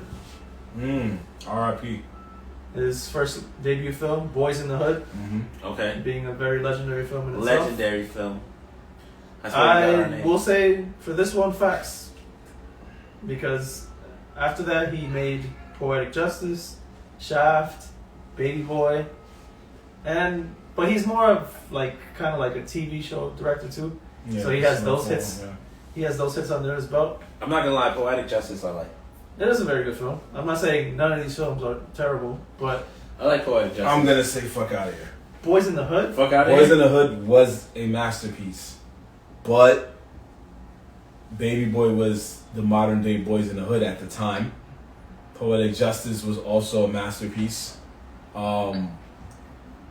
Yeah, he's made other hits, man. Yeah, he has other hits. I think that damn, between Boys in the Hood or Baby Boy. Yeah. I don't know, that one. That's a toss up, brother. That's what I'm saying. I don't think Boys in the Hood is his best film. Believe it or not, I would only say that and fuck out of here because I like Baby Boy more than I like Boys in the Hood. Yeah, I'll give you that. I agree. I agree. Okay. Baby Boy was something. It was a great hitting film. hard, man. Yeah. I think because we were older by that time, so it was just hitting a lot harder. Yeah, I like Baby able Boy. to I understand like Baby it better. Boy more. Yeah. But Baby Boy and Boys in the Hood, they're different type of movies all in general. Oh, most definitely. Yeah, I mean they both in the same state, and they both have to do with hood shit, but it's just not the same. It's not the same. Yeah. No, I Baby Boy is a different type of hood. Hard. Yeah, it is, and it's more quotable, man. How many quotes can you tell me from Boys in the Hood? That is true. Outside of they don't know, they don't show. It's not, Cuba Gooding Jr. swinging in the air. Ricky, you have those, but Baby Boy, man, it was just more quotable, more crazy stuff was happening. The drive-by scene, Snoop Dogg getting up going, man, fuck your fork cuz, to a little kid, not giving a fuck. And then it dealt with more serious issues, yes, but it was a real film, and it's crazy because it was a real film that made you look more at maturing yourself, but at the same time, you didn't mature yourself after. You were like, nigga, that was his problems. I don't got those problems. You're like, I don't got those problems, bro. I'm good. So, all his films, all of his work speak on a positive message, even though it had to deal with a lot of shit to get to the positive message. But I don't feel that Boys in the Hood was his magnum opus. Yeah, I don't feel it was that. It was a movie that introduced him and let people see that he was here and that he deserved to win an Oscar at some point. And I don't know why he didn't. Yeah. Did he? Because it was rigged. Yeah. Did he do Fast and the Furious 2? That's what I was going to get to. That's my fun fact. Yeah. I remember that. He did 2 Fast and Furious. Yeah. He did 2 Fast and Furious? Yeah, he did 2 Fast and Furious. I remember that. Damn, you want to know what's bad about that? 2 Fast and Furious is considered to be one of the worst Fast and Furious. Yo, hey, he introduced the world to Too Fast and Furious. That's the one. Yo, that's the one that. Yo, that's the controversy one of all the Fast and Furious. That's the cars in that one are like considered to be the trashiest. Oh, I guess like some of the cars, their main cars. Some of the other cars were dope, but they're like their main cars. From a story standpoint, I like it. Damn. From a car standpoint, I can understand. Too Fast and Furious. Ejectocito, cuz. I mean, that was a good part, bro. So how you like them apples? I was like, yo, and I remember seeing with my boy, and I was like, thank God the black dude didn't get shot. Because then when it was Brian O'Connor's turn, no. I was like, yeah, see? I was like, see? You see? I'm just glad he didn't get shot. But next director, please. All right, next director. This is a very tough decision right here. Zack Snyder. Oh, okay. Oh. His first film being Dawn of the Dead. I like that movie, though. The one that was in the mall, right? I like that movie. Nah, chill. That movie was funny because that was one of the first fire zombie movies to me. I swear to everything. In a long time, yes. The guy from Modern Family was banging the chick in the mall. And your boy from Baby Boys in there too. Ving Rhames, yeah, he's a security guard. They said he got his guns when he was killing the zombies. I remember I was in college. I was in North Carolina, and somebody goes, Yo, bro, he got all them guns from Radio Shack, cuz. That's why he killed the zombie. Because Ving Rhames did none but Radio Shack commercials back in the day. Yeah. But, so you're going from Dawn of the Dead to, what, like 300? 300. Oh! Man of Steel. So, yeah, that's the fuck out of here, my brother. I don't know. 300 was better than Dawn of the Dead. That's so tough. Because it's a more iconic movie. Because it's a fire movie. I want to give it a better movie. I want to give it to 300, but it is a better movie. Dawn of the Dead is just too good. Dawn of the Dead is too good though. Dawn of the Dead is like it's a hard choice. Dawn of the Dead was one of those movies. It's like I know why, hands down, I want to give it to 300, but Dawn of the Dead changed everything for zombie films. So as you got to understand, when he dropped Dawn of the Dead, 300 didn't even exist yet. So Dawn of the Dead, right? Dawn of the Dead is this fire movie doing all this shit. He makes 300. So of course over time it's gonna get better. No, you're right. That was the guy. I'm gonna stand by my word. Nah, Dawn of the Dead was that heater. It's a hard choice. Yo, Dawn of the Dead, literally what I was trying to say was Dawn of the Dead, if you had DirecTV back in the day, was one of the movies. I don't know if it was the Stars package or HBO package, but one of them fucking things. You know, they just kept running the same shit. Mm-hmm. Dawn of the Dead was always on, and I swear to everything, I would watch it every time. I would watch it every time. I was like, I fucking know this whole movie. I don't care. You know, and it ends stupidly too, but it's still a good movie. Yeah. Well, he's making another zombie flick, so let's see if. What is that? What's that? I think it's Army of the Dead. I'm not 100% sure. Oh. Does that have to do with the World War Z zombie? Are they in a mall? That I don't know. Like I haven't really seen it. Does Frank West show up? Any real details for the film, but. So, I'm gonna double chase on them. Let's go to the next one. All right. We're gonna keep going. All right, for me, I chose this kind of like as a personal pick because he's one of the few Latino directors that are actually really good. And my pick is Robert Rodriguez. Okay. So, for me, his debut movie was El Mariachi, which was. El Mariachi? It was a good film. What is that? Which one's that? It was the beginning to the Desperado trilogy. Okay, that's what I was about to say. That sounds like the Desperado joints. El Mariachi was the first one, then Desperado, and then... Desperado's the one where he got the gun. Yeah, the gun he's and a the guitar. beast. Hitman with the guitars. Yeah. I ain't seen none of those. I'm not gonna lie. It's okay. You know where I grew up, man. Yo, this is why they ain't watching that in my house, man. Yo, it's Zorro, bro. It's Zorro. It's Zorro. I don't change nothing. My dad was not watching none of those. And we're not racist. We just wasn't watching those. That's why I chose this as my personal pick. All right, but what was his other movies? Maybe Marvin saw one of those. Desperado, From Dusk Till Dawn. From Dusk Till Dawn? Sin City. Sorry, I forgot. Sin City? Sin City. Sin From City. Dusk Till Dawn. Desperado. I know about Sin City. Yo, Sin City. Those three movies right there are just... From Dusk Till Dawn. I remember that one, but I can't really remember what it's about. No, that wasn't him. Okay, I'm gonna go with facts that Mariachi was his best. Because you never saw any other movies? How you gonna No, say because this? I didn't. Sin City was okay, and then You the didn't second. think Sin City was good? I didn't think it was better than Mariachi. I'm gonna tell you that I didn't think Sin City was that good. What? It's a good movie, but I had to watch it mad time for me to be like, alright, I like it. It's alright. It's alright. I kind of maybe infused it into my brain. I might have force liked it. But I didn't really, it was I guess the black and white to blood, or the black and white to color parts. I don't know, it was a little weird. Bruce Willis was like the real reason I kept watching the shit. I was just like, yo, this is my guy, Die Hard. My man Die Hard right here. I got Die Hard. Like the greatest Christmas movie ever made. No, I'm just making jokes. No, you're entitled to that opinion. I don't like bro. Die Hard. I don't like Die Hard. I don't actually. Okay. I don't. Next director, please. Fun facts for Fun fact. this is the man who also directed a movie that you really hate.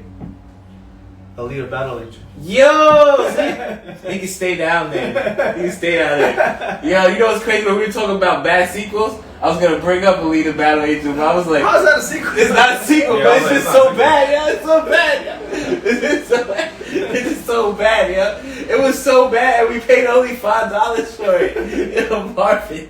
Yo, you gotta understand, as a person that watches mad movies, like, I really take pride into being a fake movie connoisseur kind of thing. Like, I play these, like, little weird games when I watch movies. But anyway, fucking, to go see a movie in the movie theater and all this time for such a long time period, and then be like, yo, this shit is trash. Like, this is, I can't even like it a little bit.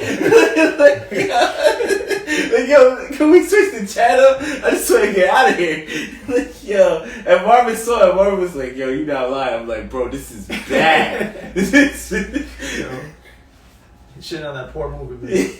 I mean, we just didn't like it. it was Plain and simple. It was bad. Plain and simple. It was bad. It's not good for us. It's not hitting. It did horrible. It did horrible. Go ahead to the next one. Next director. All right. A legend in his own right. F. Gary Gray. What was his The best? director of Friday. His debut film. Okay. Ooh, okay. He's made other classics. Set It Off. Law Abiding Citizen. Straight Outta Compton. Okay. He's already fuck out of here. You wanna know why? Why? Because Law Abiding Citizen is one of the hardest Hardest, movies yeah. I've ever fucking I'm gonna have to seen go in in. my life. What's better than Friday, though? What? He Well- killed a nigga through a cell phone. I get it, but it's Friday. Nah. Like, I understand Law because, Abiding Citizen will never have the clout that Friday has. because Friday is, it's like a, sorry to say, but it's like just one of those hood black movies. Yeah, with sequels that didn't live up to the first. Well, Exactly. yeah. And it's a great movie for the way it's built and the jokes. But Law Abiding Citizen is just a fucking movie. Like, that shit is... I gotta give him that, man. That movie was. If somebody lent it to me at my old job, shout out to my man Geigo, and he warned me. He was like, "This movie is fire, bro." Fuego, nigga. He's like, I This don't disc care was how on you watch fire it, when yeah. he gave it to him. Yeah. I'm not arguing that statement. Like, it's just a very great movie. Oh shit! Yeah, bro. Just put it in your back. Put it in your back. I can't say that it can contend with Friday. And yo, 2 hours later, bro, I was like, bruh. Nah. Yo, Law Abiding Citizen. That's his part. My part was when homie was in the jail cell. I think he stabbed somebody. I think with like a steak knife or something like that. Nigga, he stabbed a nigga with a T-bone steak. T-bone steak. Yeah, that's He what ordered it a was. T-bone Yeah. steak. He ordered a T-bone steak just to kill a nigga. Yeah. They thought that was his final meal. He said, nah, I just needed the shot part. Yeah. But that wasn't even the part. Yo, my craziest part of that movie is where the nigga meets up with the other secret agent in the tunnel, right? He said, yo, who is this nigga? He said, who you talking about? He's like, this dude. He's like, oh, nah, you don't want to fuck with that nigga. He's like, we used to call that nigga to go in when we wanted to kill someone without being in the room. I was like, yo, you can't get more gangster than that. More gangster than that, bro. Yeah. So Niggas calling you like, yo, go kill that nigga. That's what I'm saying. And we don't want you anywhere around, okay? Don't get it twisted. Friday is also technically a cult classic. It's hailed as one of the greatest comedies of all time. Of all time. But after time passed, he did make better movies. And it technically, Straight Outta Compton is the movie that showed you how he made Friday. So yeah, but law-abiding citizen. Law-abiding citizen. If we're going by, if you go by movies made, bro, law-abiding citizen, bro. Yo, law-abiding citizen was wild. Yo, you just brought me flashbacks of how wild that movie really is. Nigga brought a missile, a fucking remote control missile launcher joint, started blasting niggas in a fucking cemetery. Yeah. Yo, he blew up a car. He killed everyone who fucked with him. Yeah. And he was in jail, technically, during the movie, till we found out that he really wasn't in jail. But the way they made it seem, bro, he was fucking going in. And I remember watching that. Me and John actually watched that again, bootleg. Good copy bootleg, back when like fucking downloading movies, like it wasn't, it wasn't that like we have it today. Yeah, it wasn't like today, bro. Sometimes you downloaded it, got the fucking you got the Rick roll. You had to go to the shop basically. Word, but he got me again. Yeah, word. But I remember, I never forgot. Me and him watched it. Me and John watched it in his room, and we both looked over and was like, "What the fuck was this, yo? Like this was fucking fire." And ever since then, I've watched it so many times. Good movie, great movie, great movie. Law-abiding citizen. If you haven't checked it out, stop playing yourself. And the fun fact for this, F. Gary Gray also directed a Furious movie, The Fate of the Furious. The Fate of the Furious? What's that?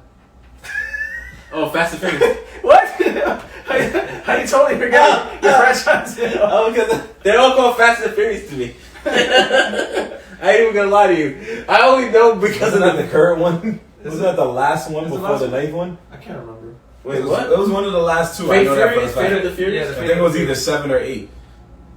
Maybe it was 7? It was 7 or 8. I know that. I can't remember. I only know by like the cars and the villains. It is the 8 one because the 7 was called Furious. I don't know their names. I know by the cars. The 7 was called Furious 7. Oh, Furious 7? Yeah. So it was the. Hey, what happens in that one?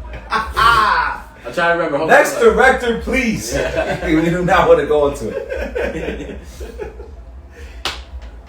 Alright, my last director is also another personal pick. Okay. Because I feel like he's very underrated. Mm-hmm. David Ayer. His first film being Harsh Times. Harsh Times. Okay, something I haven't seen. Very good film. Christian Bale's in it. Plays like a crooked cop. Okay. And what I like about this director's style is his films are always like dark and gritty. Like he tries so hard for realism that it makes it convincing. Like you're not almost watching a film, but just like kind of like some kind of documentary almost. And not all his films were great, but he has some surefire hits. End of Watch, Fury, and the last one not being all that great, Suicide Squad. Wait, The Watch with Ben Stiller and End of Watch. I was about to say, it was like the one where they was looking for aliens? Nah, not that film. End of Watch was like kind of sort of a buddy cop film, but there was like no comedy. And you said he made the Birds of Prey? No, he didn't make that. He made Suicide Squad. Suicide Squad. Yeah. So far you named Iron one is his best film. Facts. Which one? The first film you said. Harsh Times? Oh, Harsh Times. It must be because you want to know why? Because all those films you just said, the two of them I never seen, and Suicide Squad is an okay movie to me. So he's an okay. He's an okay director. He's an okay director. We're gonna have to put. He's a good director. He just doesn't get the shine he deserves. All right. So what's the fun fact? Okay to me. Sounds like a big O and a K. Big O and a K. You gotta watch his films. That's why he say that. Go ahead. What's a fun fact? He didn't have a fun fact. That's okay. More? Yo! Can I say that we just proved that that didn't scream okay? I don't know what did. Yeah, look at the meter. Just went crazy. It went crazy. Okay. Well, Jorge, I commend you, bro. That was a good facts or fuck out of here. Word up. We got away from the anime for a second time, and I appreciate you for that. So, yeah, good job. Folks, we will Be working more on these because I got a special Facts and Fuck Out of Here I was working on for y'all.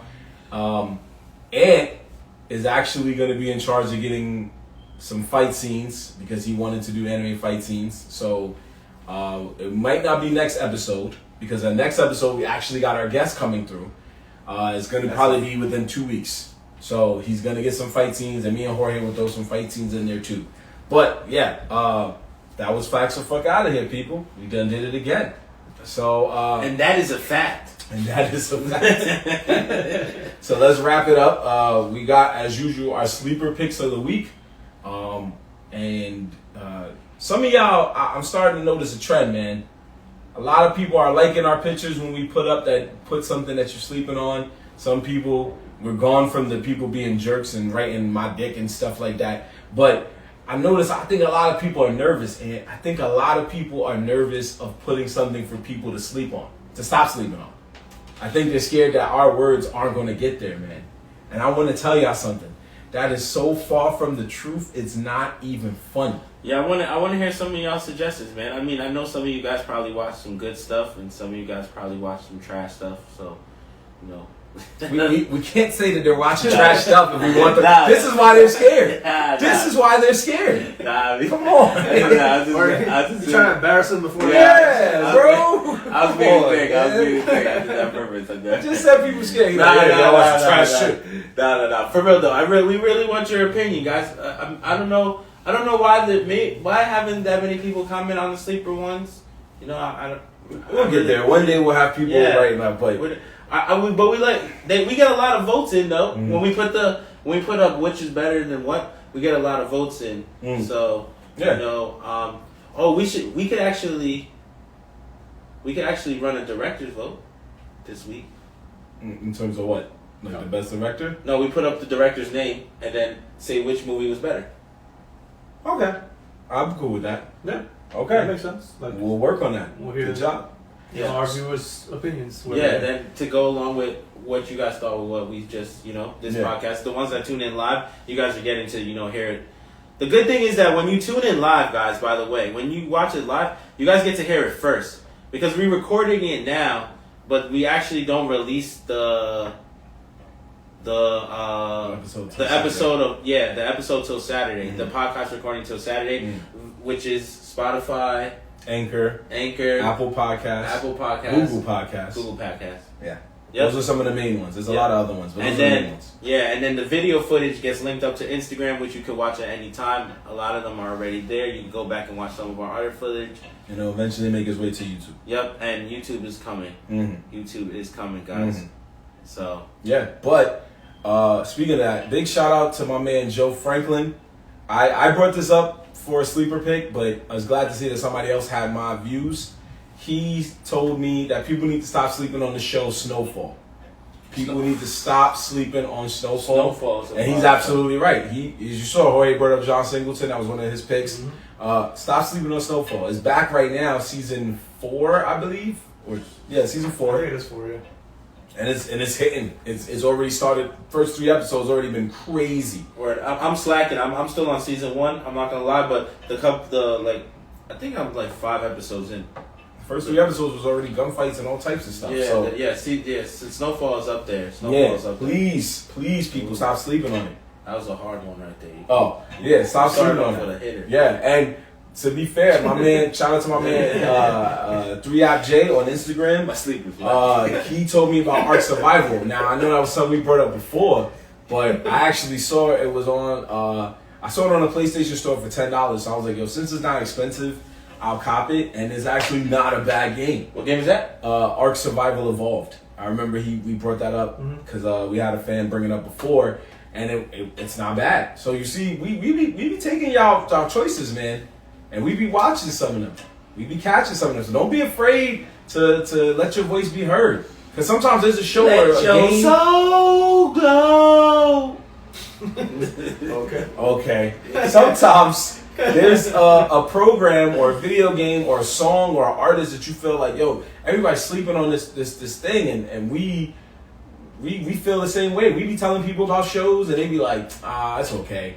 But then when we keep telling them, eventually they're like, yo, you was right, it's fire, my bad. So guys, what's a sleeper pick? Let's go with something. My sleeper pick is a show that is one of my rare choices because I don't like a lot of these type of shows, cop shows, but this one's pretty good, and that's a show called Bones. It's been out. It came out a while back.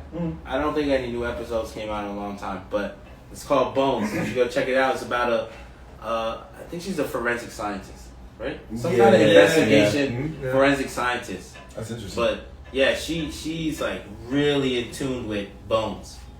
But it's way more than that, honestly. It's a cop show, and she's just, like, the supporting cast is kind of funny. You know what I'm saying? And the investigations are cool, and she's cool. She's like this like little awkward but yet very intelligent cop. So I found the show very interesting. I don't like cop shows. I feel like I'm against like CSI and Rescue Me. So you're telling me she likes bones, huh? Boners. Sounds like Bone Zone. The Bone Let's go to the bone zone. To the Bone Zone. Hey, Sean, you got one? Well, my pick is a little different because I've been slacking on my manga roots. Okay. So I'm going to start giving manga suggestions. Okay, here we go. And my manga suggestion, my first one, being Record of Ragnarok, which will soon be an anime. They've already released the trailer, and that manga is amazing. It shows everything what people love. Just fights, going ham. Even though, yeah, it is lacking a story, but these fights are spectacular. Seeing, the world's, debatable strongest humans against history's strongest gods. And them going toe to toe. What is it called? Record of Ragnarok. Isn't the anime coming soon? Yeah, right. They dropped the trailer. It has to do with like Thor. It has to do with Thor and stuff because Ragnarok is Thor. Thor is in there. There's different gods from different, civilizations. Anytime you hear Ragnarok, Thor has to be somewhere around. He's not a major character, but he's in there. Yeah. Okay. That sounds dope. I never heard that. And that's a manga, anime? It's a manga that's going to be an anime. So basically, you can either choose to read the manga, or you can wait for the anime to come out and watch the anime. That's like the one you guys be trying to put me onto, Chainsaw Man? Oh, yeah. Also. Yeah, that's a masterpiece. That's coming soon. That's a masterpiece. Yeah, it's really good. Man, can't wait. I'm going to say, in honor of Women's Day, or Women's Month, rather, that matter, I'm going to do something I'm going to pick two. But one is going to be a movie, Booksmart. If you haven't seen that movie, I believe it's still on Hulu right now. Booksmart is this fire movie. It's basically been hailed as the female Superbad, and it's hilarious. It was directed by Olivia Wilde. It's really, really good. I'm gonna check that one out. Yeah, check that one out. It's hilarious. And for a TV show, real quick, do something for my black folk. A Black Lady sketch show definitely is on there. Definitely a good look. It's hilarious. It's called a Black Lady sketch show? It's literally called a Black Lady sketch show. I'm not making this I up. was waiting for the title. Yeah, I realized me too. I was waiting for the title, and I'm like, I think he said the title. Black Lady sketch Black show. Lady sketch show. Okay. I watched it with this girl I used to date, and in the beginning, she didn't like it, but I kept watching it, and I was like, it gets better, and it does. So it's a good show. I forgot. Shout out to my cousin Fee. She said, do not sleep on the Amber Ruffin show. So, another black lady making it, Amber Ruffin. It's so funny because it's a comedy version of Mr. Rogers' Neighborhood. But in using our time, she sings songs. The Amber Ruffin show, not the Black Lady show. The Amber Ruffin show, she sings songs and she tries to get you up to date on what's going on in the news, but it's in a very Mr. Rogers kind of way, but less nice. So, shout out to all the people that do our things for us and hit us up about sleeper picks. Word. Keep hitting us up. Do not be afraid. No show is really trash, but there are trash shows. Also, guys, please start liking and sharing if you can. We'll really appreciate it. We're trying to grow. We're trying to become a bigger podcast family. We're trying to entertain you guys with our knowledge. We want to hear some of your knowledge. We just want to, shoot this shit, talk with y'all. So just, share with your friend. If you feeling us, your friend probably gonna fuck with us. So just pass the word along, and it's greatly appreciated on this side. Yeah. So let's up the ante. If we're at 82 followers on Instagram, and we're growing on Twitter as well. But if we can get 100 followers on Instagram and 100 followers on Twitter, if you can follow us on both and we get to 100 on both, I will take part in the Junebug challenge. I know that's not huge, but I will take part in the Junebug challenge. I don't even know what the Junebug challenge is. It's where you do this dance where you're like, one of those TikTok shits? I'll do it. I'll have Ant record it and we'll put it on IG or wherever. I'll do it. But if we get to 200, Jorge here. 200? You want to make it a higher number? Go ahead. No, I want to make it a lower number. You should see. I'm trying to get straight to it. I know what you're gonna say now. I didn't know where you go. So what's the lower number? 100. You should make 100. So you want us to get to 100 followers, but we're only 18 away. Wouldn't it be better if we shoot for the stars? Alright, so 150 followers. Okay, I can 150. If we get to 150, we'll make it. How long? Oh, okay. That's the whole point of the challenge. Let's give it 2 weeks. Nah. What are? Man, if you already have an ideal time. We're in the first week of March. No, so you want to give it a month? To the beginning of April. April Fools. So April Fools. Okay, so 150 followers. The rest of the month of March. Yeah, by April Fools. Okay, so 150 followers on Instagram and 150 followers on Twitter by April 1st. It's not hard because if you're already following us on Instagram, just go to Twitter and follow us there. Yeah, share it. Yeah. If we do that, we'll open a contest. Because our boy Jorge here only has one social media. He's on Twitter. He does not use it at all. I don't even know why he's on Twitter. I don't know what made him go to Twitter. I don't know. It was a long time ago. Were you drunk? I heard he still had a flip phone. I'm pretty sure it was for a mobile game. Now that I think about it. Yeah, you're watching this on a PS3, folks. That's how far back he is. Now I'm playing. He doesn't do social media, but we know the more we're doing this, the more you're gonna want to be like, I see Ant, I see Marv, I don't see H-Sign. Yeah. So there's no way to tag the guy. Yeah, we talked him into it. He's willing to do Instagram, but we will open a contest if we get to 150 followers, where you can choose what his Instagram handle will be, what his name will be. He'll even change it for Twitter. Yeah, we'll choose the best one. That is the ante. Yeah, both of them. He'll choose it, and we'll choose the best one.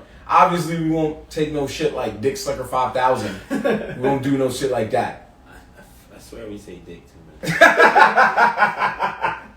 There's no escaping the word. Man. Yeah, we won't do nothing like that. However, the best name, we'll let Jorge decide, and we'll join him, and then it will be his Instagram name and his Twitter name. So please, 150 followers on Facebook, 150 followers on Twitter. We'll get a Facebook soon, 150 followers on Instagram and 150 followers on Twitter. And we'll get a Facebook soon. But for now, those two, please. If we get that, we'll open it up because that contest will be lit. You already know. So. Word, I want to see your guys' suggestion for an Instagram name for my boy because we need him. We need him out here. Likewise. We need him out here. And think about it like this. He's the type of person that once you give him that Instagram name, he's going to keep it forever. Yeah. You know, if Instagram's still around in 20 years, you're going to be like, yo, there's a guy walking around with a name I gave him, and I'll never forget it. He died with that name. Literal talk. So, we're going to cap it there, folks. But please remember what we said. 150 followers on Instagram. We can make that happen. Instagram, we're already near 100. But Twitter, we still ways to go. But for now... Share. Yes. Sharing is caring. Remember your mom taught you that. Exactly. So, we're going to cap it here. But next week, really good episode because the guest that we've been waiting to have, he's finally going to make his presence known on our show. And we are looking forward to having him here. We're excited because we're going to get this to work. So, big shout out to our boy Yusuf. He's coming through next week.